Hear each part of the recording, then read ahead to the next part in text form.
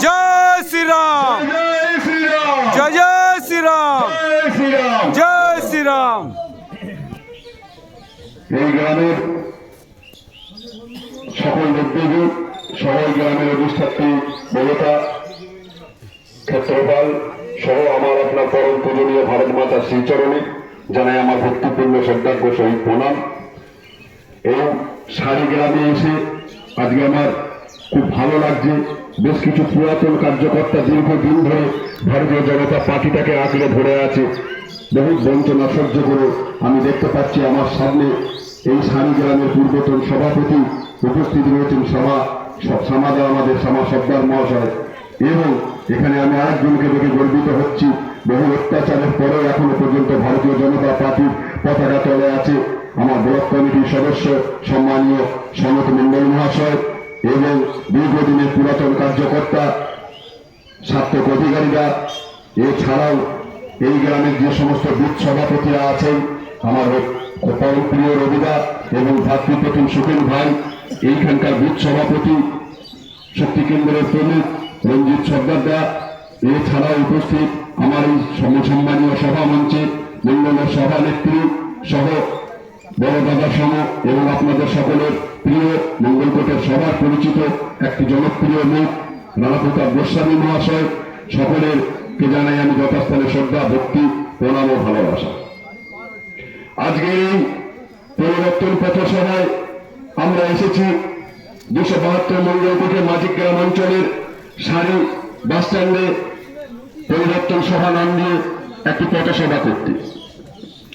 আসলে বন্ধু, আপনাদেরকে জানতে হবে যে আজকের এই পথসভায় কেন নাম দেওয়া হয়েছে পরিবর্তন পথসভা। আমরা হঠাৎ করে এত কিছু থাকতে আমরা পরিবর্তন পথসভা নিয়ে কেন এসেছি সেই বিষয়ে আপনাদেরকে বিচার কথা বলবার জন্যই আমরা এখানে উপস্থিত হয়েছি। এই পরিবর্তন পথসভা আমরা দেখেছিলাম, আমরা বিশ্বাস করেছিলাম যে এই হয়তো পরিবর্তনের সরকার দীর্ঘ 32 বছরের জগদ্দল পাথরকে সরিয়ে দিয়ে, বামফ্রন্টের সেই লাল চক্রকে সরিয়ে দিয়ে আমরা হয়তো একটা সুদিন আসার অপেক্ষায় নিয়ে এসেছিলাম।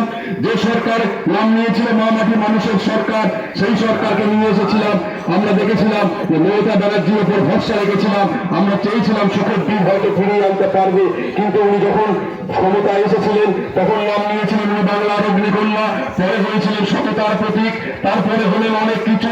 কিন্তু বর্তমানে সাধারণ মানুষ আজকে যে জায়গায় রয়েছে, কোনো উন্নতি হয়নি, কোনো সামাজিক উন্নতি হয়নি, বরঞ্চ দিনের পর দিন এই পশ্চিম বাংলাটাকে ধীরে ধীরে পশ্চিম বাংলাদেশে রূপান্তরিত করবার জন্য সনাতনী হিন্দু ধর্মের মানুষদেরকে কিভাবে একটার পর একটা দিন জেহাদি আক্রমণের মধ্য দিয়ে তাদের হিন্দু ধর্মকে শেষ করে দেওয়ার জন্য উনি আপ্রাণ চেষ্টা করে যাচ্ছেন। শুধু সেই চেষ্টাই করে যাননি, উনি সার্বিক ক্ষেত্রে দুর্নীতি করে চলেছেন, একটার পর একটা ক্ষেত্রে দুর্নীতি করেছেন।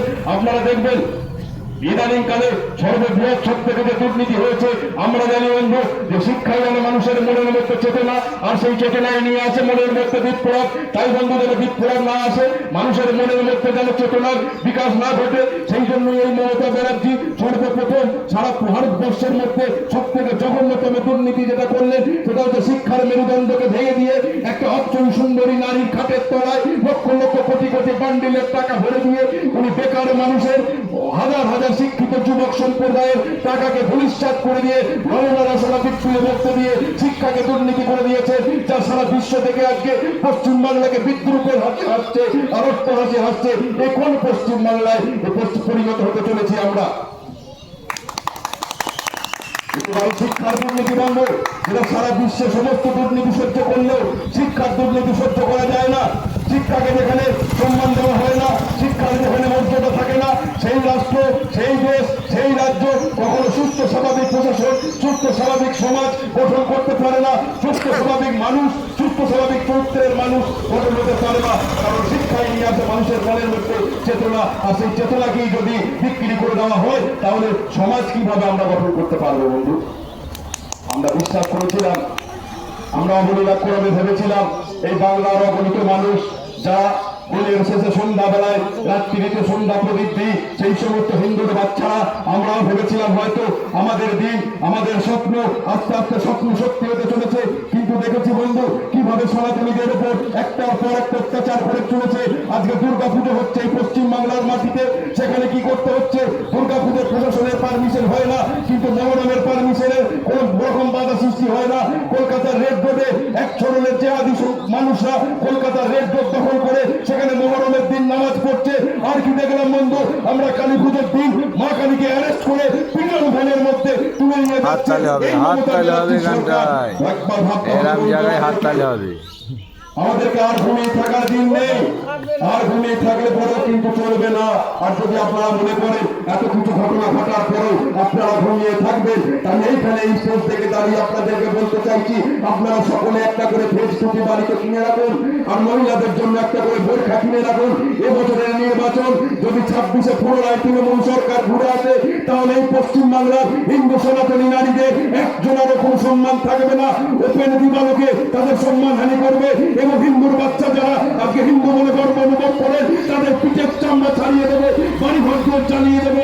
এমন একটা জায়গায় এই দুষ্কৃতিকারী মুখ্যমন্ত্রী আমাদেরকে নিয়ে যেতে চলেছে। হিন্দু মুসলমানের সম্প্রীতিকে অক্ষুণ্ণ করে দিয়ে একটার পর একটা অন্যায় ভাবে যেভাবে অত্যাচার করে যাচ্ছে, আমাদেরকে খুব সতর্ক হওয়ার দিন এসে গেছে। এবং আর যারা জেগে ঘুমাচ্ছেন তাদের আর ঘুমাবেন না। একবার চেয়ে দেখুন, আপনার জন্য শত শত মানুষ অপেক্ষা করছে এই বাংলার পরিবর্তন। কয়েকটা ভিক্ষা ভাতার জন্য আপনার মূল্যবান ভোটটাকে দিয়ে আর যেন দ্বিতীয়বার এই দুষ্কৃতিকারী সরকারকে ফিরিয়ে নিয়ে আসবেন না। এই হলো আমার এখানকার আবেদন আপনাদের কাছে, সনাতনী মানুষের কাছে আবেদন। আপনারা সম্প্রীতি দেখবেন। এখন যেটা চলছে সেটা হচ্ছে এসআইআর। এসআইআর কি, কিসের জন্য এসআইআর? একবার ভাবুন, এই এসআইআর এর বিরোধিতা করছে মমতা ব্যানার্জি। কিসের জন্য বিরোধিতা করছেন মমতা ব্যানার্জি? এই এসআইআর কোনো নতুন জিনিস নয়। এই এসআইআর পশ্চিমবাংলার বুকেতে এর থেকে আগে 13 বার হয়েছে।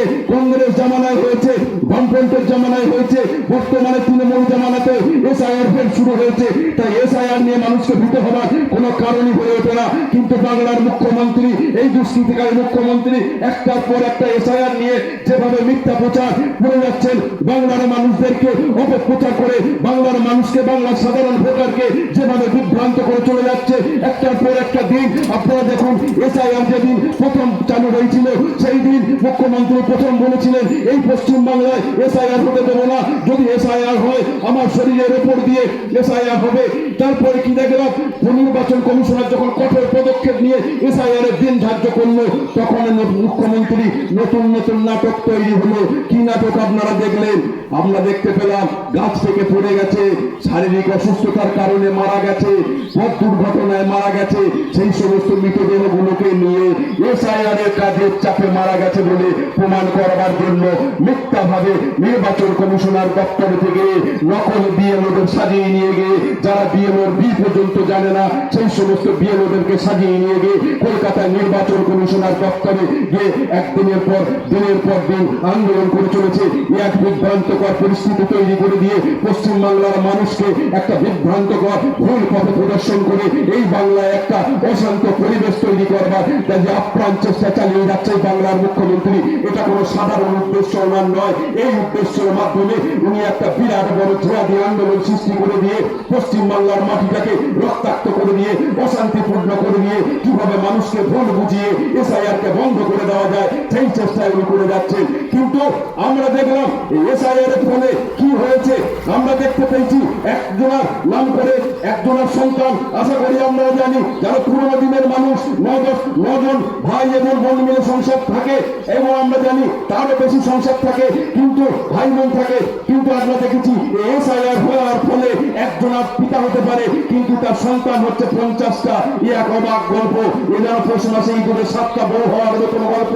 যেদিন আমরা দেখেছি একটা স্বামী 7টা বউ দেখতে পেয়েছি, বাবা মায়ের সামান্য আমার মঙ্গল ঘটে। দুটোর গ্রামের ঘটনা আপনাদেরকে বলছি।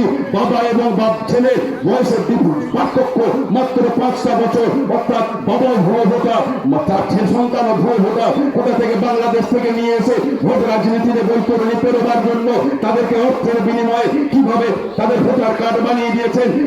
আধার কার্ড বানিয়ে দিয়েছেন। শুধু তাই নয়, আমার আপনার ট্যাক্সের পয়সায়, যে পয়সাগুলো আপনাদের মেহনতি করা পয়সায় দ্রব্যমূল্য কিনছেন এবং সেই ট্যাক্সের পয়সা সরকারের কাছে জমা হচ্ছে, সেই জমানো টাকায় সেই বাংলাদেশি অনুপ্রবেশকারী রোহিঙ্গাদেরকে দিনের পর দিন লক্ষ্মীর ভান্ডার দিয়ে প্রত্যেক মাসে 1000 টাকা করে দিয়েছেন। শুধু তাই নয়, স্বাস্থ্যসাথী কার্ড দিয়ে তাদের চিকিৎসা দিয়েছেন এবং কেন্দ্রীয় সরকার যে বিনা পয়সায় গরিব কল্যাণ যোজনায় যে রেশন সামগ্রী দেয়, সেই রেশন সামগ্রী দিয়ে অনুপ্রবেশকারী বাংলাদেশি রোহিঙ্গাদেরকে এখানে মদত দিয়ে তোষামত করে পুষে রেখে দিয়েছে। কি দরকার ছিল সেটাকে সমাপ্ত করার? না ভোটের সময় তারা যেন ভোটটা তৃণমূলকে দেয় আর ওনারা যেন ভোট বৈতরণী পার হতে পারে। এই যে আছে মমতা ব্যানার্জি আসল উদ্দেশ্য। এবার আপনারা বুকে হাত থেকে ভাবুন তো, পশ্চিমবাংলার আপামর জনগণ একবার ভাবুন তো, যদি প্রকৃত আপনারা রাষ্ট্রবাদী চিন্তা ভাবনা থাকে তাহলে একবার ভাবুন, আপনি কি কখনো মেনে নিতে পারবেন আপনার বাড়িতে কোনো অনাগত অতিথি, কোনো অপরিচিত অতিথি আপনার ভাতের খাবারে ভাগ বসায়, আপনার চাকরিটায় ভাগ বসায়, আপনার রেশনের চালটাতে ভাগ বসাবে? আপনার দেওয়া কেন্দ্রীয় সরকারের দেওয়া যে গ্যাস বিনা পয়সায় উজ্জ্বলা যোজনার মধ্য দিয়ে যে গ্যাস আপনাদেরকে কেন্দ্রীয় সরকার দিচ্ছে, সেই বিনা পয়সায় গ্যাস ভারতবাসীর জন্য দিচ্ছে, পশ্চিমবাংলাবাসীর জন্য দিচ্ছে, কিন্তু সেই গ্যাস কোথায় চলে যাচ্ছে? অনুপ্রবেশকারী রোহিঙ্গাদের কাছে চলে যাচ্ছে, বাংলাদেশি জেহাদিদের হাতে চলে যাচ্ছে, লক্ষ্মীর ভান্ডারের টাকা চলে যাচ্ছে বাংলাদেশি জেহাদিদের হাতে।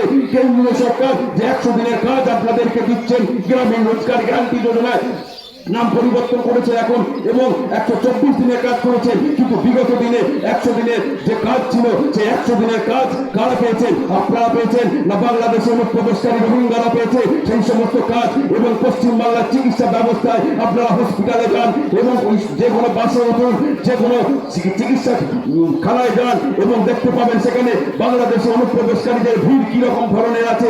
এই সমস্ত রাজ্য সরকারের যত রকমের সুযোগ সুবিধা আছে সেগুলি সমস্ত বাংলাদেশি অনুপ্রবেশকারী রোহিঙ্গাদেরকে দেওয়া হচ্ছে।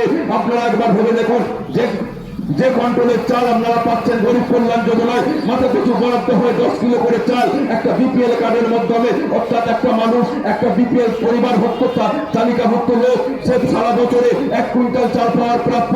কিন্তু বাংলাদেশে অনুপ্রবেশকারীদেরকে এই যদি ভোট বৈতরণে পার হওয়ার জন্য, ভোট যুদ্ধে নামানোর জন্য তাদেরকে যেভাবে অতি তোষামদে, অতি আদরে তাদেরকে রেশন কার্ড করে দিয়েছে, তারাও পাচ্ছে আপনার রেশনের চাল। অর্থাৎ সেই রেশনের চাল আপনারা কোথায় থেকে দিচ্ছেন? না আপনার মাথায় কেটে, আপনার মাথা আপনাকে কম দিয়ে আপনাকে 6 কিলো করে দিয়ে আর 4 কিলো চাল চলে যাচ্ছে কাদের হাতে? না বাংলাদেশ থেকে যারা এসেছে তাদের হাতে চলে যাচ্ছে আপনার প্রাপ্য চাল।